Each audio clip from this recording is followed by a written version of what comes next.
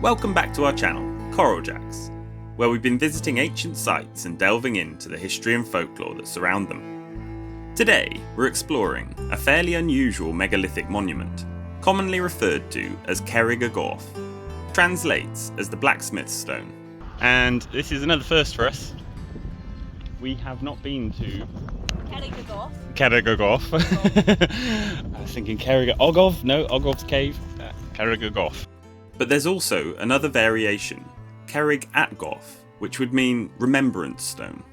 Generally thought to be over 5,000 years old, from the Neolithic period, some archaeologists have suggested it could be from the Bronze Age, representing a shift in construction styles over time, similar to theories surrounding earth-fast dolmens. This was one of the first ones I read about Richard Fenton excavating and maybe leaving in not the best state. Our beloved cromlechs smasher. Smasher. It's quite funny in a lot of his accounts. He turned up on a farm.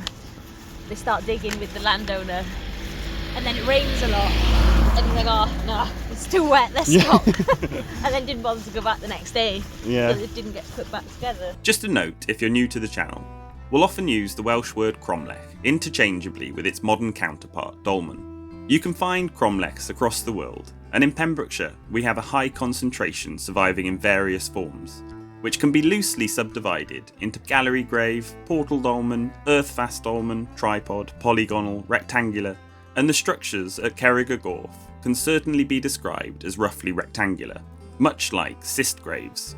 But unusually, there are 5 of them, in close proximity and radiating out from the centre of a rough circle.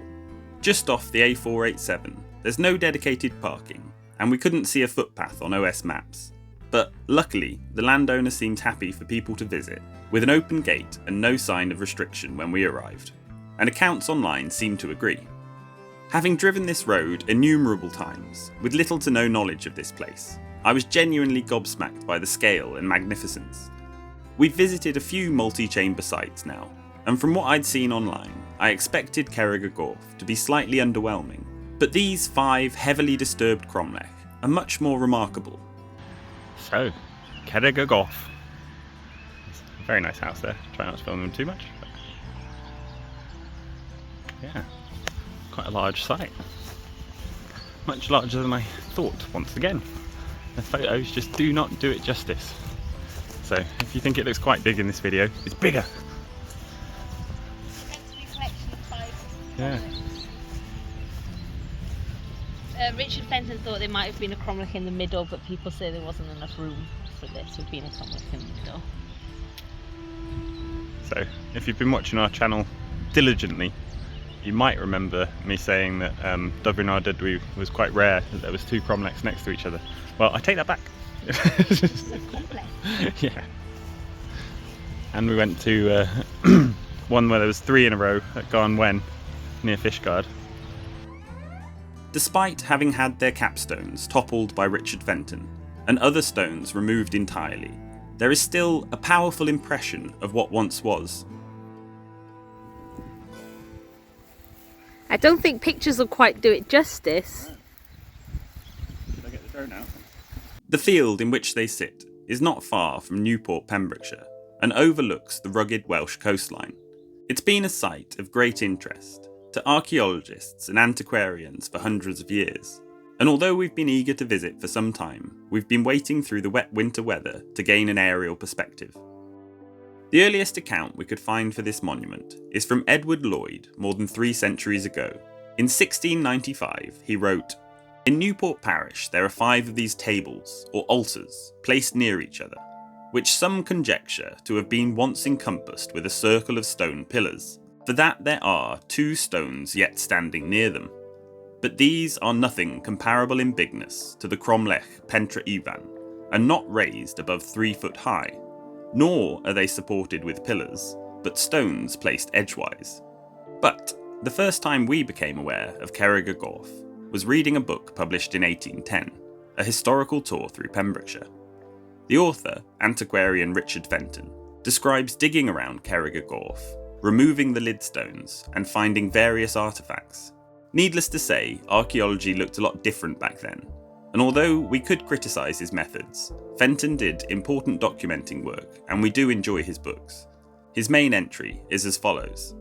Leaving Newport, I pursue the Fishguard Road, and after a pleasant ride of 3 miles, with the noble mountain of Carn Englyn on the left and the ocean on the right, with the bold promontory of Dinas and its correspondent headland of Cabourg, here straightening it into the Bay of Newport, I come to a singular cluster of cist veins, which, having provided myself with labourers, I was prepared to open, permission being very politely granted me for that purpose by George Bowen Esquire of Llwyn-Gwyer, on whose property they were.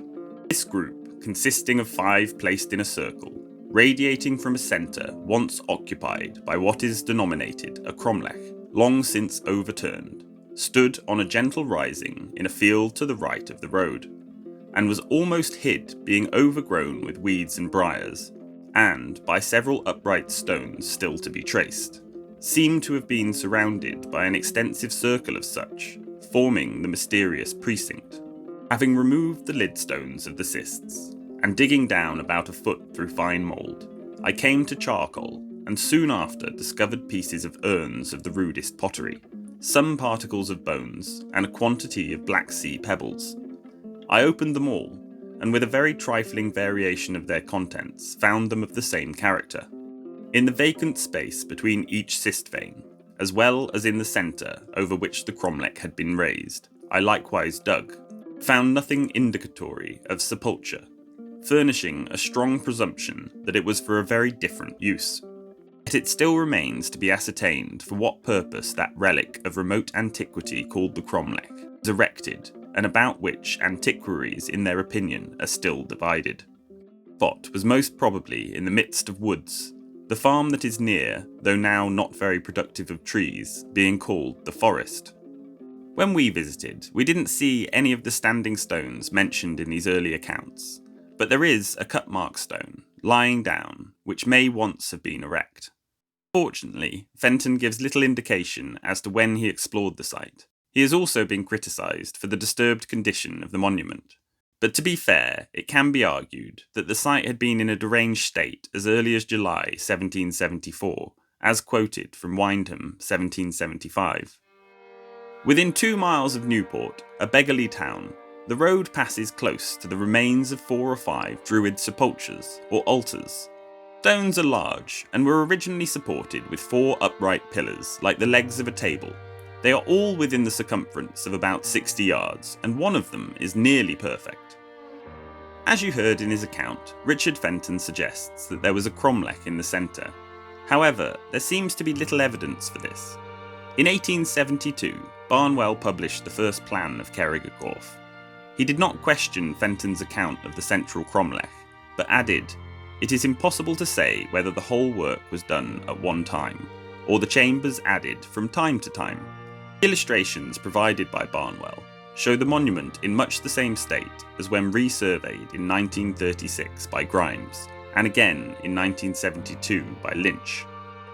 In 1853, an antiquarian vicar, the Reverend H. Longueville Jones, reported in the Archaeologia Cambrensis that 5 cromlechai, arranged like the radii of a circle, all cleared from the surrounding stones and earth. The tenant is very anxious for their removal. Probability, therefore, is that within a few years a new wall will have been added to the field, but that this almost unique monument will have disappeared. And by 1872, the journal reported that some of the stones had indeed been removed. Although reading of this sort of destruction is frustrating to say the least, there is something to be thankful for, that we still have what remains here today. Among the many stones removed from the site, the largest may well have been the capstone of one of the chambers, referred to as Chamber 5. A report by Francis Lynch in 1972 says, Chamber 1 appears to be complete. It is strictly rectangular with a single backstone and 4 side stones. The front of the chamber is open, but narrowed by 2 entrance stones set at right angles to the axis. Chamber 2 is relatively well preserved, but the capstone has been pulled off from the front. This suggests that the entrance area has been badly damaged and that some of the stones may have been removed. Chamber 3 has lost its backstone. Chamber 4 has collapsed to the west, and the entire western side has gone. It may also have lost its entrance stones, since the capstone is much longer than the surviving side stone. Chamber 5 has no capstone, and the front may also have been destroyed, for the remaining stones look very much as if they have been saved from destruction by the presence of Chamber 1. A good deal of cairn material survives between the chambers, and just in front of them. The area is now approximately round, but this should not be taken as a guide to the original shape. It is almost certainly due to agricultural activity. There is no room between the chambers for individual cairns. It's probable that they were all built at once. Cerrig Y Gof is a haphazard agglomeration of chambers, which must be the local answer to the need for more burial space within a tradition of single compartment monuments. Could the missing capstone be nearby? In Prehistoric Preseli, a field guide, 2001, N.P. Figgis mentions that the missing capstone from the eastern chamber is known to have been used for a bridge. On the Modern Antiquarian website also says, at the western end of the Cerrig Atgof field is a stream, and the road crosses it over a small bridge with an interesting name, Pont Heb Wybod, Bridge Without Knowledge, and the Dyfed HER page mentions that it was recorded earlier as Pont y Wybod, Bridge of Knowledge. Anyway, there are lots of stones next to the bank of the stream, including a very large slab. Think this is the missing capstone? Well, let us know in the comments.